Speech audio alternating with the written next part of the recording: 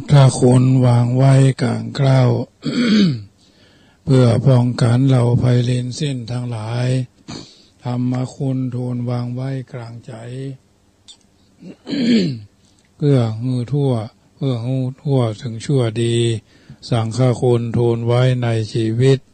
เพื่อช่วยพิษพ้นทุกข์เป็นสุขีด้วยบุญอภิวันอัญชลีสวัสดีโดยการนิรันดร์เทิน10 นิ้วกราบแนบใต้ไหวสาปารมีธรรมในครูบาอาจารย์พระมหาเถรานุเถระท่านเจ้าคณะพระสังฆาธิการทุกรูปทุกตนขอความสุขความสวัสดีในธรรมะแห่งองค์สมเด็จพระสัมมาสัมพุทธเจ้าจงมีแก่บรรดาสาธุชนท่านผู้ฟังทุกท่านที่มีโอกาสเปิดเครื่องรับฟังรายการเสียงธรรมก่อนรับตาตั้งสถานีวิทยุเพื่อการศึกษาพระพุทธศาสนาและวัฒนธรรม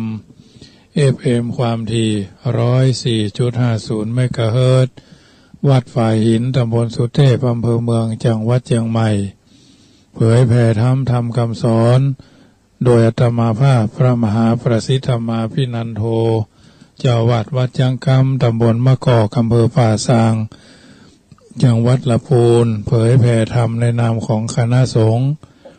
หน่วยอบรมประชาชนประจำตำบลมะกอกเบอร์โทรศัพท์0861875325 ค่ำคืนวันนี้ก็พระกันเป็นค่ำคืนวันจันทร์22 มีนา 2564แถมบักขีวันก็จะมีการหย่อนบัตรลงคะแนนเลือกผู้บริหารราชการท้องถิ่นในส่วนของเทศบาลตำบลเทศบาลเมืองทุกที่ทุกแห่งรณรงค์หาเสียงกันหลายที่หลายทางหลายบ้านหลายจองหลายผู้หลายคนแล้วก็หลายเบอร์บางท่านก็เสนอตัวเป็นผู้นำในส่วนแห่งนายกเบอร์ 1เบอร์ 2เบอร์ 3บางท่านก็เป็นสทกลุ่มนั่นกลุ่มนี้ก็ถือว่าทุกคนมีสิทธิ์ทัดเทียมกันเท่าเทียมกันในการที่จะมีจิตอาสาเพื่อพัฒนาท้องถิ่นท้องที่แต่ทั้งนี้ทั้งนั้นเมื่อคิดจะเป็นผู้นำก็คงจะนำในทางที่ถูกต้องดีงามเพื่อหันแก่ประโยชน์ส่วนตัวบ่หันแก่ประโยชน์เพื่อหันแก่ประโยชน์ส่วนรวมบ่หันแก่ประโยชน์ส่วนตัวทั้งนี้ทั้งนั้นสาธุชนผู้ปฏิบัติหน้าที่ของฆราวาสญาติโยมก็คงจะมีหลักยึดหลักประพฤติกันเป็นส่วนใหญ่อยู่แล้วนะหน้าที่ของความเป็นผู้นำทั้งนี้ทั้งนั้นก็ถือว่าเอาท่านทั้งหลายผ่านฮ้อนผ่านหนาวกันมาเป็นส่วนมากบางสิ่งบางประการเขาของหู้ว่าหนทางที่จะเดินทางมันหมานด้วยตาแต่มันใช้การทำงานอยู่ด้วยกันไปควรส่วนเสเฮฮากันไปก็ถือว่าเป็นผู้นำทุกระดับชั้นที่เอาท่านทั้งหลายทราบกันดีสิ่งต่างๆเหล่านี้เป็นตัวอย่างที่เราสามารถที่จะเอามาเป็นข้อเตือนจิตสกิจใจพินิจพิจารณาอยู่ในสังคมแห่งการอยู่ร่วมนั้นจำเป็นจะต้องนำหลายสิ่งหลายอย่างเพื่อเป็นการย้ำเตือนบรรดาญาติโยมสาธุชนที่อยู่ทางบ้านอาจจะเคยได้ยินได้ฟังครูบาอาจารย์กันว่ากล่าวกันอยู่แล้วก็พยายามนำมาเป็นข้อพินิจพิจารณาย้ำเตือนถึงคำว่าเอาอยู่ในสังคมแห่งการอยู่ร่วมมีส่วนร่วมมีการส่วนร่วมคิดร่วมตัดสินใจร่วมแก้ปัญหาร่วมรับผิดชอบร่วมกันตรวจสอบเพิ่นบอกว่าเพียง2 มือไม่พอจะยื้อหยุดเพียง2 มือไม่พอคิดแก้ไขเพียง2 มือไม่พอป้องกันภัยต้องร่วมใจร่วมพลังทั้งแผ่นดินนะอันนี้เพิ่นบอกว่าเป็นผู้นำทุกระดับชั้นที่สิ่งต่างๆเหล่านี้พยายามนำมาเป็นข้อพินิจพิจารณาว่าเราอยู่ในสังคมว่าเรารู้เรื่องก็รู้ว่าสิ่งต่างๆเกิดขึ้น ช่วยกันแก้ช่วยกันไขช่วยกันปรับช่วยกันปรุงต้องเป็นผู้ใฝ่รู้ต้องเป็นผู้สู้งานรู้วินัยจิตใจตั้งมั่นมีความขยันหมั่นเพียรมีความอดทนฝึกฝนอยู่เสมอความสำเร็จจึงเกิดเพราะฝึกฝนไม่ใช่บุญหล่นทับความสำเร็จเกิดขึ้นเพราะความสามารถไม่ใช่วาสนาความสำเร็จความเชี่ยวชาญเกิดขึ้นไม่ใช่โชคช่วยเพราะการต่อสู้ไม่ใช่นั่งดูดวงดาราดวงดาวทั้งหลายแสวงหาใจฟ้าบันดาลพ่อพรแสวงไม่ใช่พรสวรรค์เพิ่นบอกว่ายอดเขาสูงเสียดฟ้าถ้าขยันจิตตั้งมั่นมุ่งไต่ด้วยใจหาญเมื่อเหนื่อยนักพักมามิช้านานยอดตระงานยังต่ำกว่าฝ่าเท้าคนเนี่ยอันนี้ถือว่าทุกคนทุกท่านพยายามทำหน้าที่ของตัวของตนให้ดีมีจิตอาสามีจิตใฝ่ฝันที่จะทำให้เราท่านทั้งหลายอยู่กันอย่างพี่ดีกันอย่างน้องหู้จักรักษามัคคีนิ้วเดียวไหนเลยจะทำให้มือมีแรงมดแดงช้างกลัวเพราะมันรวมตัวกันเป็นพลังจอมปลวกใหญ่โตด้วยมันพร้อมใจช่วยกันสร้างรังชาติไทยหมู่บ้านตำบลอำเภอจังหวัดจะยืนหยัดยืนยงอยู่ยั่งก็ด้วยพลังความสามัคคีของไทยคนเดียวสู้ตายมักตายถ้ามันหมาหมู่รวมกันเราสู้มันแล้วต้องมีชัยกิ่งไผ่รวมกันมันฮักอย่างไรไม่ไหวเอาอยู่เป็นไทยก็เพราะว่าไทยรวมใจสามัคคีพึ่งยังฮักหางมันห่วงหางมันเหมือนดังชีวิตใบหญ้าใบน้อยๆฟันเชือกมัดจ้างได้เป็นตัวได้เป็นนั่นเพิ่นว่าได้เป็นล่ามได้เป็นโขงเนาะก้อนอิฐรวมกันก่อกำแพงแข็งแรงอย่างดีหยดน้ำสามัคคีก็กลายเป็นทะเลกว้างใหญ่กว้างไกลเอาความคิดใดๆมาแบ่งแยกคือแตกกันก็คงบ่ใจนะจิตบริสุทธิ์นะเรื่องของจิตของใจเป็นนายกายเป็นบ่าวท่านกล่าวไว้ใจเป็นใหญ่เป็นประธานงานทุกอย่างใจเป็นผู้เนรมิตนำทิศทางทุกสิ่งสร้างร้ายหรือดีอยู่ที่ใจเฮาปฏิเสธไม่ได้ว่าเฮาความสำเร็จหรือความล้มเหลวที่เกิดขึ้นในชีวิตของเฮานั้นมีที่มาจากใจนะคือความคิดของเฮานี่เองคิดดีพูดดีทำดีก็ทำให้เป็นผู้ประสบความสำเร็จในกิจที่ทำในกุศลที่สร้างหากใจคิดว่าทำไม่ได้แค่เอื้อมมือไปเด็ดใบไม้สักใบก็ยากแต่หากใจคิดว่าทำได้แม้งานนักมากแค่ไหนขุดภูเขาถมทะเลก็ยังทำได้ผลบอกตั้งใจจะนอนฝันขยันจนขาขยเยงเก่งจนคนขยาดฉลาดจนคนขยงคือพลังแห่งความสำเร็จเพราะฉะนั้นญาติโยมสาธุชนท่านผู้ฟังทั้งหลายได้ยินได้ฟังน้ำธรรมคำสอนส่วนนี้มอบเป็นปฏิฆะระกับบรรดาญาติโยมสาธุชนทุกคนทุกท่านเน้อเมื่อตะวาได้มีโอกาสนำปาสถาญาติโยมจากละปูนจากอำเภอป่าซางจากจังหวัดอำเภอป่าซางละปูนอำเภอบ้านโฮงละปูนเนาะแล้วก็พี่น้องทางเชียงใหม่ได้ไปร่วมกันถวายจตุปัจจัยทานเข้าวัดและงานปลอยหลวงที่วัดหนองอ้ออำเภอแม่จันเป็นจุดที่1วัดหนองอ้อนี่ก็เป็นวัดเจ้าคณะอำเภอดอยหลวงอำเภอดอยหลวงได้บรรจุอำเภอแม่จันท่านพระครูนี่ก็มีความใกล้ชิดสนิทสนมเคารพนับถือขึ้นสู่โลงหากันอยู่วันนี้ท่านเจ้าคุณพระเทพรัตนนายกท่านเจ้าคณะจังหวัดลำพูนไปเป็นต้นเป็นประธานวางศิลาฤกษ์หั่นแล้วก็วัดที่2ก็คือวัดสันคือวัดเจ้าคณะตำบลท่านพระมหาวรเวทหรือพระครูศรีพัฒนาเมธีก็ได้ไปเป็นส่งพิธีในที่หั่นโดย แล้วก็วัดที่2วัดที่3ก็วัดแม่คำตำบลแม่คำอำเภอแม่จันทร์3วัดเสร็จเรียบร้อยในเวลาไล่เลี่ยกันแล้วก็ไปวัดที่4คือวัดห้วยทรายขาวตำบลห้วยทรายขาวอำเภอพานจังหวัดเชียงรายก็ไปกินข้าวน้ำข้าวตอนกันที่หั่นประมาณเที่ยงเกิงเนาะธรรมาภาพก็เอาเวลาของเจ้าพระคุณสมเด็จพระพุทธจารย์โตพรหมรังสีไปถึงเวลาหิวตรงไหนฉันตรงนั้นนะบ่ได้มีความดีความงามความอร่อยอย่างมากมายเอาเวลาเจ้าพระคุณสมเด็จว่าเราคิดว่า11 โมงคือ11 โมงเจตนาเขามีช่วงไล่ญาติโยมก็กินข้าวน้ำจ้ำข้าวตอนกันที่หั่นเป็นที่เสร็จสับเรียบร้อยก็ถวายปัจจัยทุกบาททุกสตางค์ที่ญาติโยมโอนกันเข้ามาฝากกันเข้ามาหอมกันเข้ามานี่ก็มีถวายวัดละ500นะ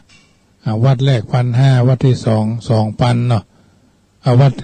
ดแรกคือวัดหนองอ้อนี่ 1,500 วัดสุดท้ายคือวัดป่าแงะนี่ 2,000 เนาะก็คงจะได้ประมาณเกือบ 5,000 เนาะแต่ละวัดนี่นะเพราะว่าเฮาบ่ได้จำกัดว่าเท่าใดวัดแรกนี่เพิ่นเอาไปกินข้าวงายเพิ่นหั่นเนาะวัดสุดท้ายเฮาก็มากินข้าวแรงกันที่หั่น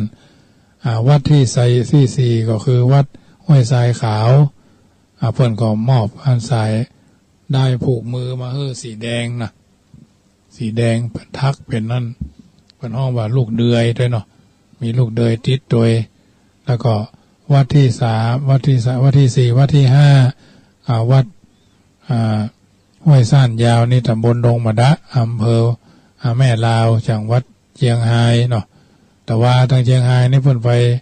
มีประชามติลงสนธิสัญญากันว่าด้วยทำพุทธศาสนาเป็นศาสนาประจำจังหวัดนะพระพุทธศาสนาเป็นศาสนาประจำจังหวัดมีท่านเจ้าคณะจังหวัดเป็นต้นเป็นประธานผู้ว่านายอำเภอเจ้าคณะอำเภอทุกอำเภอเพิ่นไปรวมกันที่พุทธมณฑลจังหวัดเชียงรายเนาะมันเป็นเมืองชายแดนเนาะอันตรายเกี่ยวกับหลายศาสนา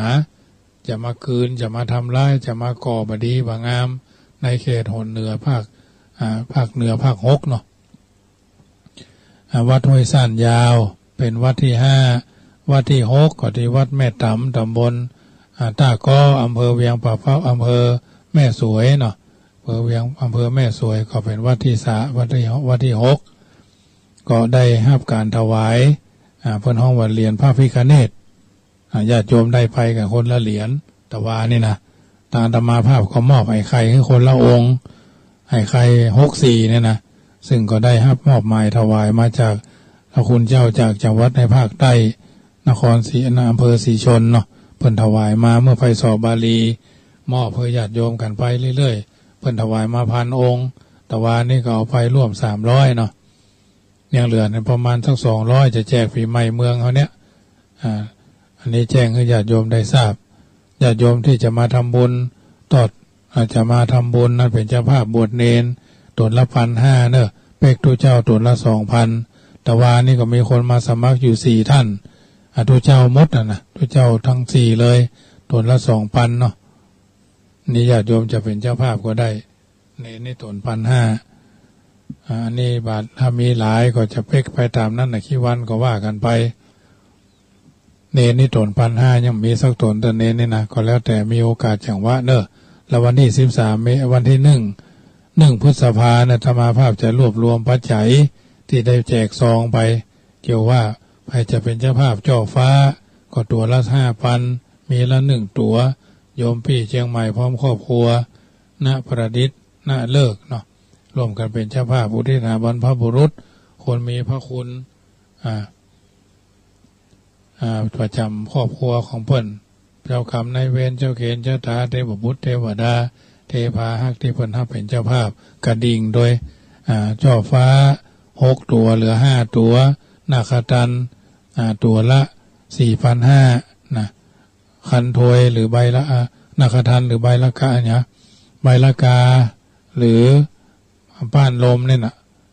ตัวละ 4,500 นาคตันหรือคันโทยนี่ตัวละ 3,500 กระดิ่ง129 แก่นก็แก่นละ 499 บาทเป็นกระดิ่งทองเหลืองนะญาติโยมเป็นกระดิ่งรอไม่ใช่กระดิ่งรอนะกระดิ่งรอนะญาติโยมอันนี้แจ้งให้ญาติโยมได้ทราบมีโอกาสกันเนอะอันนี้จะทิศที่หลังเดี๋ยววันนี้ศาลาก็ได้มาก่อละก่อ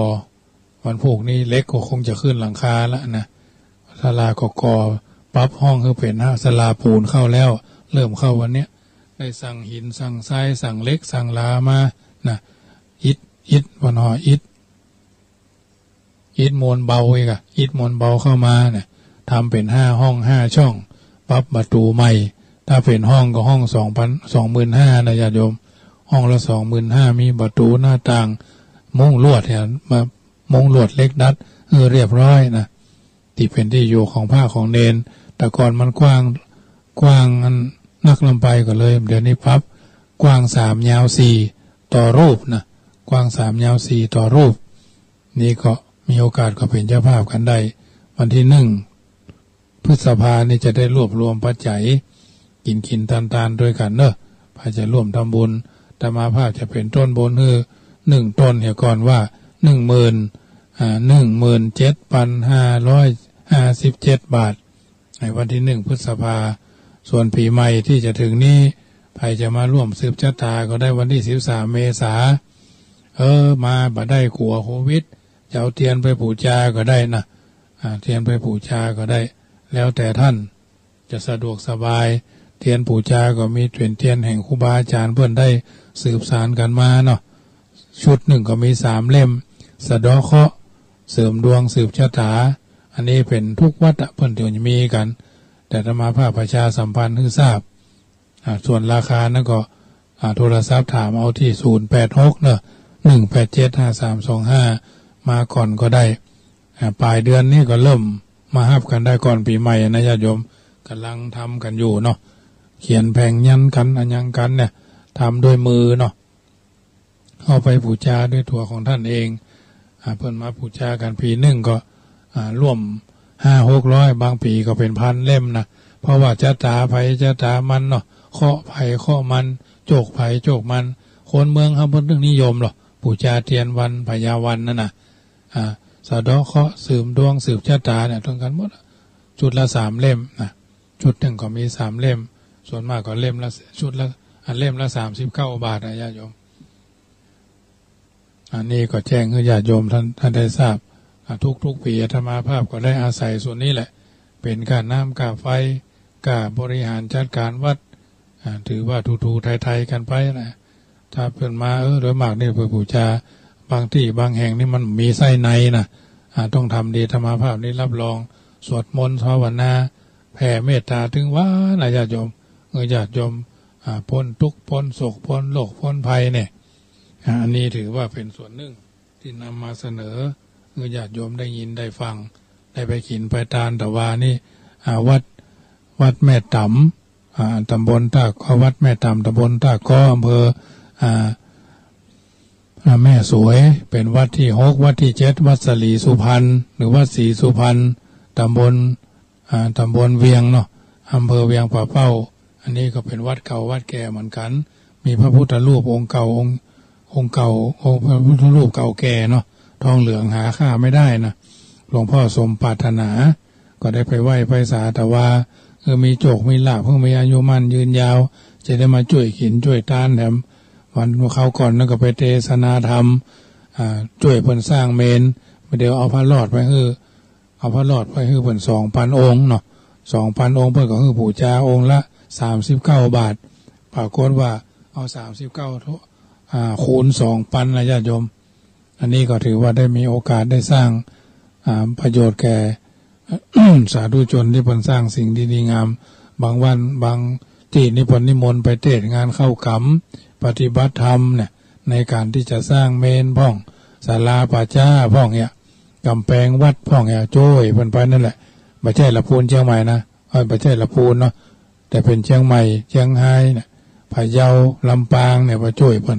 ด้วยความบริสุทธิ์ใจแท้ๆวันนี้ก็โยมลูกเต้าเหล่าหลานของพ่อบุญธรรมเนาะ คืนวันวันพุธเนี่ยคืนวันพุธ24นี่ก็จะไปเทศนาธรรม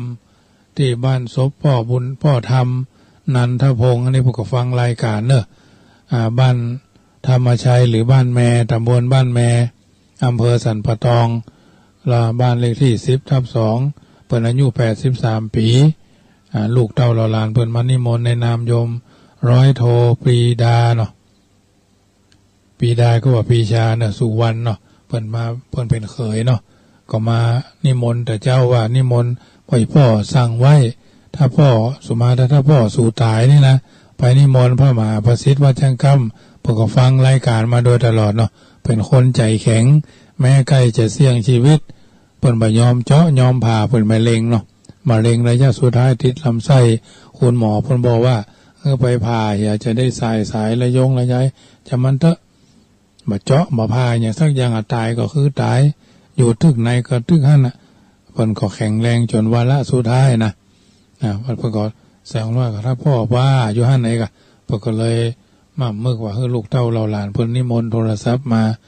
การโทรศัพท์อาตมาเครื่องเก่านะมันบ่ยอมมันมีเสียงเนาะเพื่อเฮาฮู้หลายสายโทรหาตั้งแต่ว่า2 สาย 3 สายวันนี้บ่ายโมงเพิ่นก็มาหาที่วัดนี่ก็เลยนิมนต์ไปคืนมันพุธก็เลยมอบพระหลอดไปให้เพิ่น400แขกเพิ่นมีประมาณ400เนาะลูกเต้าเราหลานเพิ่นกว้างขวางก็เลยมอบเป็นบรรณาการให้เพิ่นเนี่ยถ้ามานิมนต์วัดจังกำก็จะมอบเพื่อเพิ่นเนี่ยทางเฮาอาสาเพิ่นอาศัยหมูไปก็ไก่มาเนาะช่วยกันไปพระหลอดละพูนก็ขอให้เป็นพระหลอดที่พระหลอดนี่สร้างปีละ10,000 องค์ญาติโยมปีละ10,000 องค์เอาไว้แจกญาติโยมนะเอาไว้บรรณาการบางทีญาติโยมเพิ่นนิมนต์ไปเทศไก่เนาะอยู่ตั้งไหนเพิ่นนิมนต์ไปเทศงานคนเฒ่าคนแก่เพิ่นเขียนหนังสือฝากไว้ก็มอบเป็นบรรณาการให้เพิ่นวันสุดท้ายวันชาปนกิจนะอย่าปีตานุสรณ์หรือชา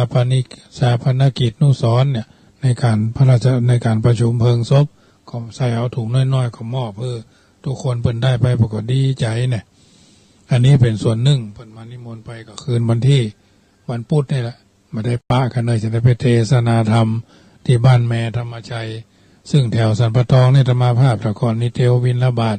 4-5 กิโล 3-4 กิโลพุ่นน่ะจะได้อย่างสักอย่างนะบ้านแม่เนี่ยเพิ่นก็ยังยื้อพออาตมาอยู่ว่าทุกเจ้าในลูกไหนมา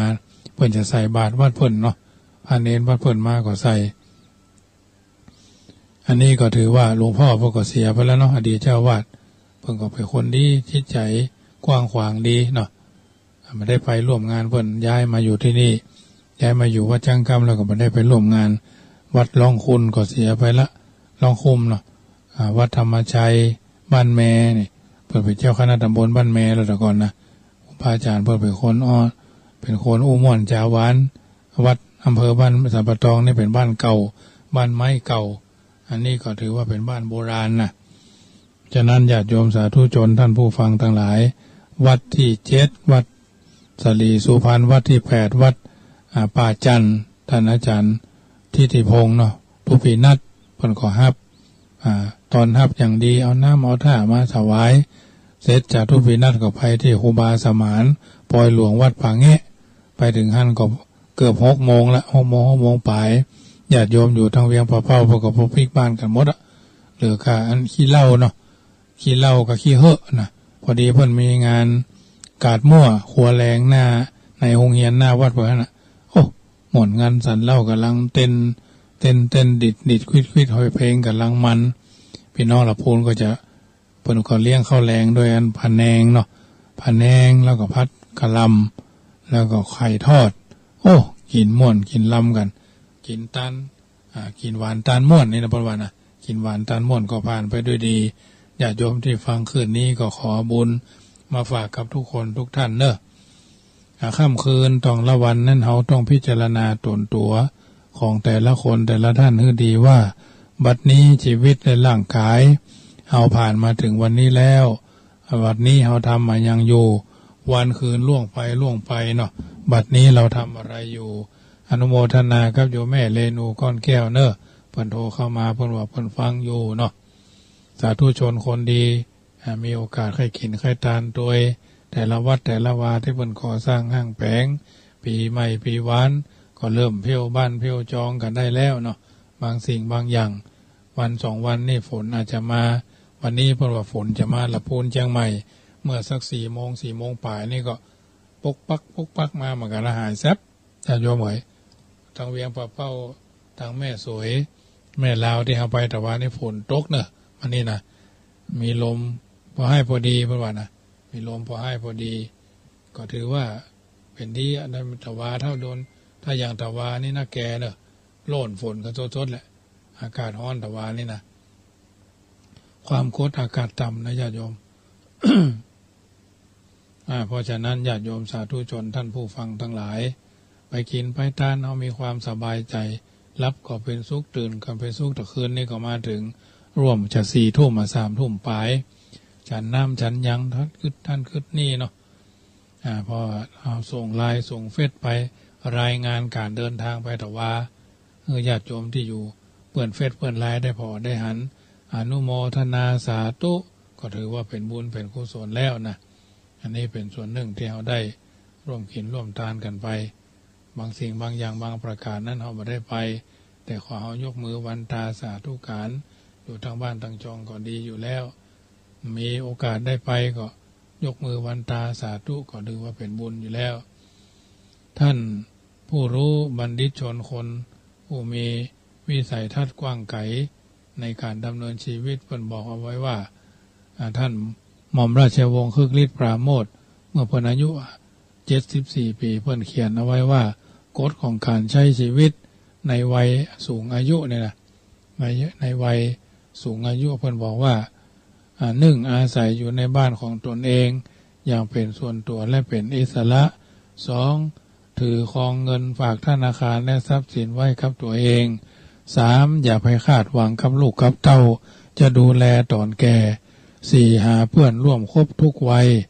5อย่าเปรียบตัวเองกับคนอื่น6อย่าไปยุ่งวุ่นวายกับชีวิตลูกๆชีวิตเขาก็ปล่อยเขาไปญาติโยมเอาเลี้ยงเขามาใหญ่ละอย่าทำมาภาพกับมันกันเลี้ยงพระเลี้ยงเนนมา200 กว่าชีวิตใหญ่หน้ากาบาลมันก็บินออกไปสดวันที่31นี่ก็จะบินแถมลาย31 มีนานี่ล่ะไปต่อการศึกษาทั้งนอก7อย่าเอาความชรามาเป็นข้ออ้างเพื่อเรียกร้องความเคารพนับถือและความสนใจ8ให้ฟังเสียงผู้อื่นแต่วิเคราะห์และปฏิบัติตามที่คิดอย่างอิสระ9คือมันสวดมนต์แผ่เมตตาเจริญจิตภาวนาอย่าร้องขอจากพระ10สุดท้ายเนี่ยสำคัญมากอย่าเพิ่งตายนะบอกตัวเองเสมอว่าปฏิบัติตาม30 ข้อดีแน่นอน1อย่ากลัวความแก่2อย่าเสียใจที่แก่3รีบหาความสุขเมื่อยังมีความสามารถ4อย่ารอความสุขก่อนจะเสียดายในภายหลัง5รีบไปเที่ยวตามสถานที่ที่อยากไป6หาเวลาเจอเพื่อนเก่าๆแฟนเก่าๆกิ๊กเก่าๆคนรู้ใจเก่าๆเนาะเป็นจะได้พ่องเธอเป็นจะได้เพื่อนเพื่อนเป็นจะได้เพื่อนเซลสุมาเถอะบางทีบางครั้งอาจจะใช้คำส่วนตัวมากๆเป็นจะได้ที่รักเนี่ยมาเจอกันเมินเปิ้นก็ยังเป็นห่วงตัวนะเนี่ยตัวก็เป็นห่วงเปิ้นก็ตัวสบายดีก็อีกอันนี้เป็นคำที่ใกล้ชิดมาได้หรอมันจะเอาตัวไปใกล้ชิดมันจะเอาปากไปจู้หูเปิ้นเพราะฉะนั้นมันมีขอบเขตของมันนะว่าไปเถอะที่รักเป็นจะได้พ่องเนี่ยสบายดีก็หิวข้าวกินข้าวหรือยังอีกตู้กันทุกวันซ้ำดีบัดได้ส่งถ้าคำอายก็เขียนไลน์ก็ได้เขียนเฟซก็ได้เขียนเมสเซนเจอร์ก็ได้มาเป็นห้องส่วนตัวหรอว่าไงจ๊ะดาริ่งที่รักอย่างก็ว่าไปเถอะ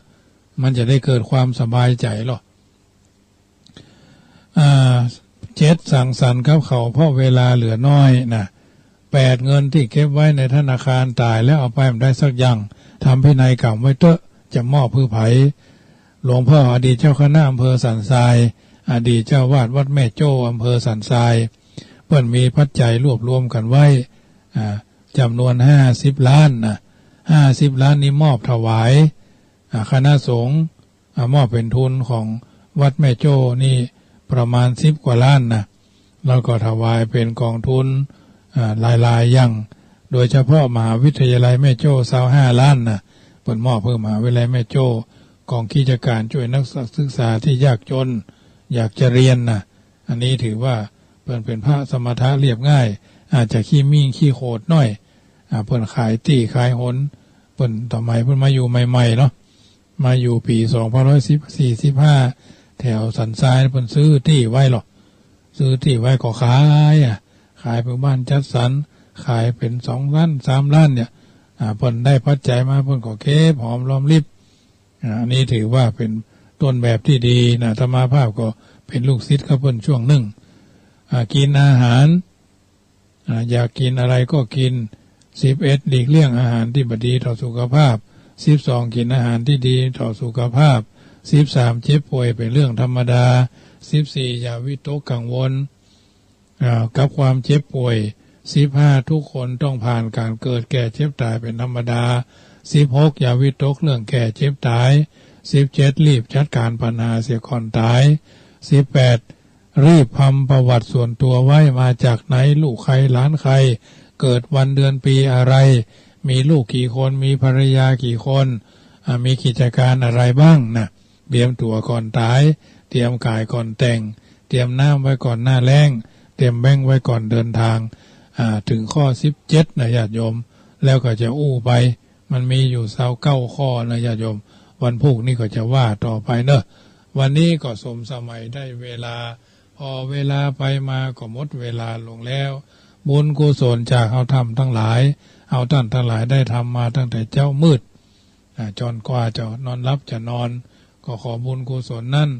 กลับกลายเป็นตบะเดชะเป็นภรวะปัจจัยเป็นอุปนิสัยนำส่งคุ้มครองปกป้องญาติโยมรับเป็นสุขตื่นเป็นสุขกันทั่วหน้าคิดสิ่งหนึ่งประสงค์สิ่งใดก็สมกรรมกรรมภาธนาพุทโธโยแค้วคาดพระพุทธเจ้าย้ายบาทอิติปิโสภควาธัมโมโยแค้วคาดพระพุทธเจ้าย้ายบาทอิติปิโสภควาสังโฆโยแค้วคาดพระพุทธเจ้าย้ายบาทอิติปิโสภควาสาธาสุถีพระวันตุโวอายุวันโนสุขังปะลังขอเจริญพร